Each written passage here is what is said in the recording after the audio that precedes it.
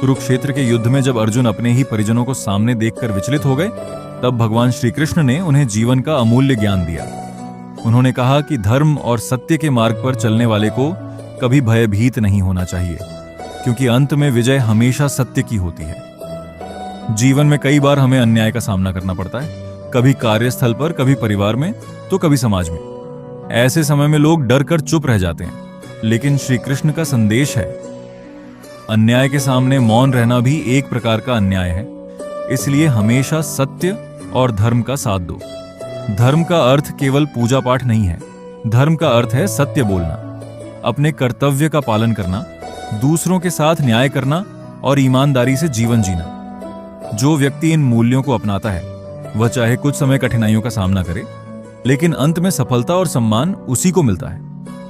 महाभारत में पांडवों ने अनेक कष्ट झेले, वनवास, अपमान और षड्यंत्र, सब कुछ सहने के बाद भी उन्होंने धर्म का मार्ग नहीं छोड़ा। अंततः विजय उन्हीं की हुई। यह हमें सिखाता है कि कठिनाइयां में चाहे कितनी भी बड़ी क्यों ना हो, धर्म और सत्य का साथ कभी नहीं छोड़ना चाहिए। श्री कृष्ण ने यह भी कहा, तुम्हारा अधिकार केवल कर्म करने में है, उसके फल में नहीं। इसलिए अपने कर्तव्य को पूरी निष्ठा से करो और परिणाम की चिंता भगवान पर छोड़ दो।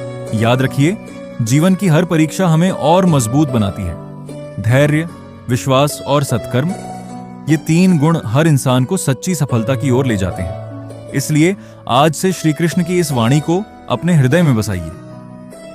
अन्याय से मत डरो, धर्म के मार्ग पर अडिग रहो, सत्य की विजय निश्चित है। जो व्यक्ति धर्म, सत्य और ईमानदारी का साथ देता है, उसकी जीत देर से ही सही, लेकिन निश्चित होती है। जय श्री कृष्ण।